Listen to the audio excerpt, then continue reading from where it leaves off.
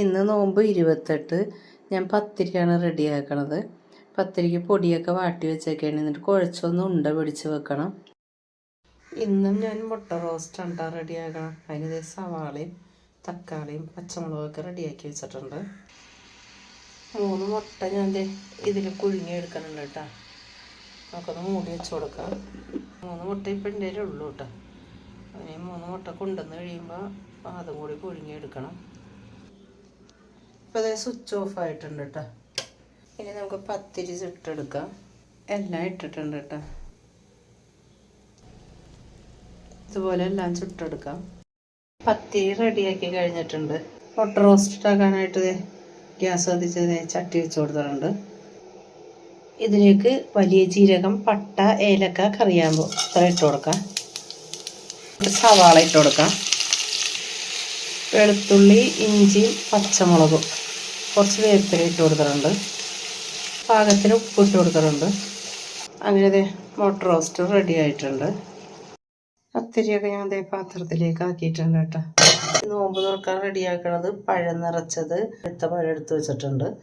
പിന്നെ അതിൻ്റെ മിക്സ് ഉണ്ടല്ലോ, ഫില്ലിങ് ഉള്ളിൽ വെക്കണത്. പഴത്തിൻ്റെ തൊണ്ടൊക്കെ കളഞ്ഞിട്ടെടുക്കുക. 5 പഴം ഉണ്ട് ഞാൻ തൊണ്ട് കളഞ്ഞെടുത്തേക്കണത്.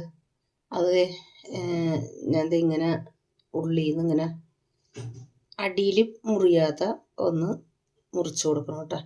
ഈ ഒരു ഭാഗവും മുറിഞ്ഞ് പോകരുത് കേട്ടോ. ഇങ്ങനെ മുറിച്ചിട്ടുണ്ട് കണ്ടോ. എന്നിട്ട് നമ്മൾക്ക് കൈ കൊണ്ട്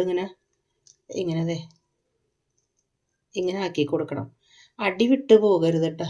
അടി വിട്ട് പോകാതെ വേണം ആക്കി കൊടുക്കാൻ. എന്നിട്ട് ഇതിൻ്റെ ഉള്ളിലാണ് ഫില്ലിങ് നിറച്ച് കൊടുക്കേണ്ടത്. ഈ ഫില്ലിങ് നിറച്ച് കൊടുക്കേണ്ടത് ഒരെണ്ണം കാണിക്കാനുണ്ട് കേട്ടോ. കൈ കൊണ്ട് തന്നെയാണ് അതിൻ്റെ മിക്സ് എടുക്കണത്. മിക്സ് എടുത്തിട്ട് ഇതിൻ്റെ ഉള്ളിലേക്ക് ഇങ്ങനെ നിറച്ച് കൊടുക്കേണ്ട. ഇതുപോലെ ഇങ്ങനെ നിറച്ച് കൊടുക്കുക. മാക്സിമം ഇങ്ങനെ അമർത്തി കൊടുക്കുക കേട്ടോ. അപ്പോൾ ഇതിൻ്റെ ഉള്ളിൽ നിറച്ചും ഫില്ലായിക്കോളും. ഇപ്പോൾ ഇത്രയും ഫില്ലായിട്ടുണ്ട്. ഇത്രയും മതി. ഇതുപോലെ എല്ലാം ചെയ്തെടുക്കുക. എല്ലാം നിറച്ച് കൊടുത്തിട്ടുണ്ട് കേട്ടോ. ഈ ഒരു ലൂസിലാണ് കേട്ടോ ഞാൻ ആക്കിയെടുത്തേക്കുന്നത്. ഇതിപ്പോൾ ഒരെണ്ണം ഇട്ട് കൊടുത്തിട്ടുണ്ട്. ഇതുപോലെ നമുക്ക് ബാക്കിയുള്ളത് ഇട്ട് കൊടുക്കാം.